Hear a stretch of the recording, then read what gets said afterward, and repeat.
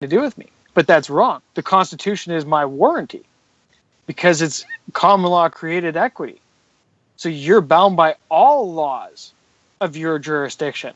So that means that the judge is bound, that common law judge is bound by all of them because he's also in fee simple. So he's in equity. And he's also in common law, right? And he's also acting as the judge. These are all more agreements that single individual added to his roster, right? That's why, right? Like, that's why it's where do you live and what do you do for a living, right? Well, when they're a corporate judge sitting as the provincial judge, right? They're acting as the judge for that corporation. That same person can be your judge in common law in a completely different court. And now he's no longer that corporate judge. He's the judge acting for the queen. You see what I'm getting at? Yeah. So it's capacity. That's right, the capacity. What are your duties inside this jurisdiction? And that's why it's right. And when and if a judge won't ask you where do you live, right? If you challenge jurisdiction and he won't ask you where do you live and what do you do for a living, you put it on him. Why aren't you asking me where do I live and what do I do for a living? Why are you not trying to find my seat in law?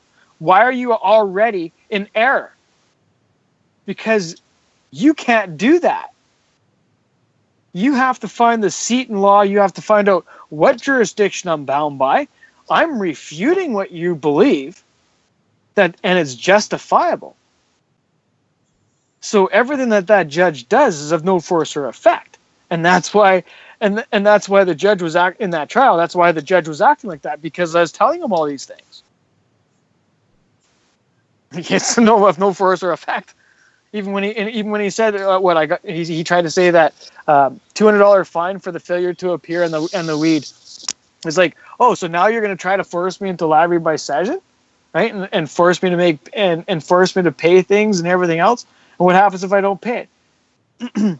He goes, oh, well, that's fine. They'll just come and pick you up and make you do community service. It's like, okay, I'll wait for that, and I'll make you enslave me on top of all this too, right? And the guy just hated me, right? Like, because everything that he was saying, he was like, okay, that's fine. I'm just gonna wait till you do that, right?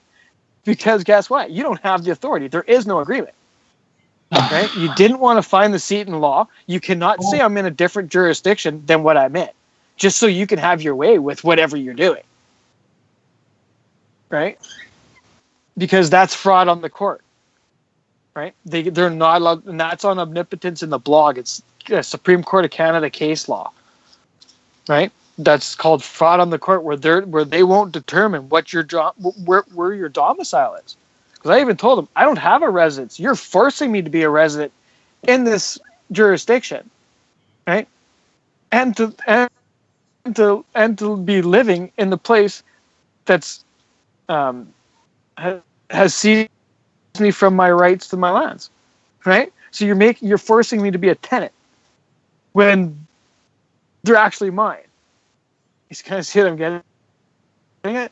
And when we actually understand what these things really are in law, and that they're only corporeal and incorporeal hereditaments, and everything that is incorporeal is a fiction.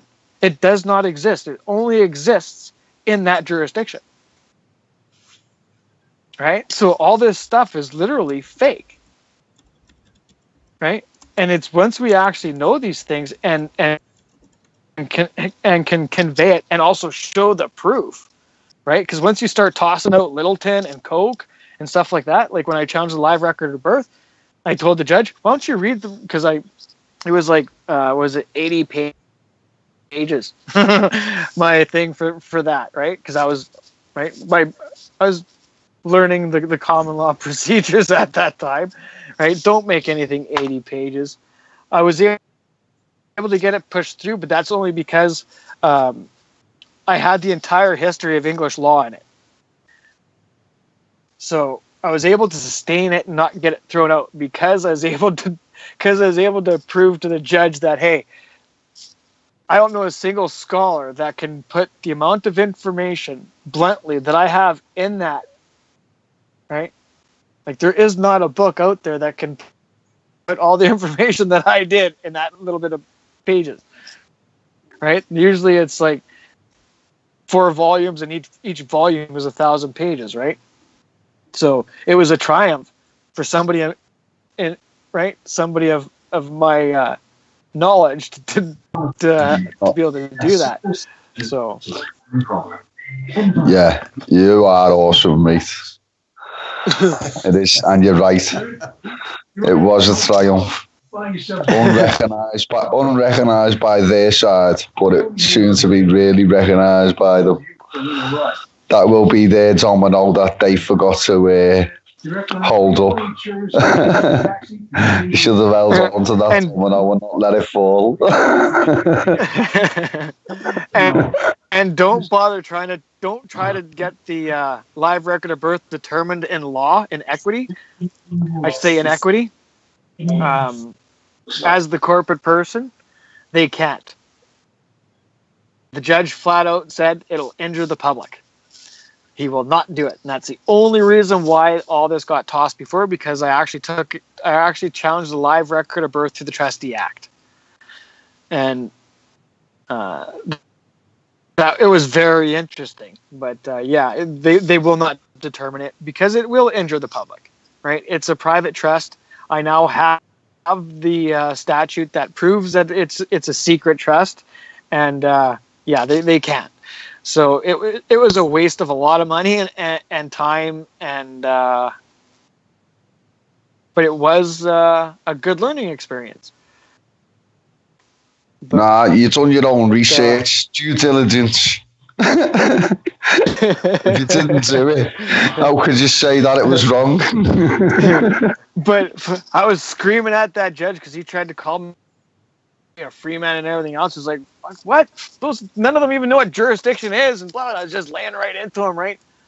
And before I knew it, the courtroom had like 15 bailiffs, and the next thing you know, he's telling them to all put their backs against the wall. Because I'm not a violent person or anything. I get, like, I'm sure as you guys can tell, I voice my feelings quite a bit. Like when I'm pissed off and I'm speaking, you're gonna know. Right. So, so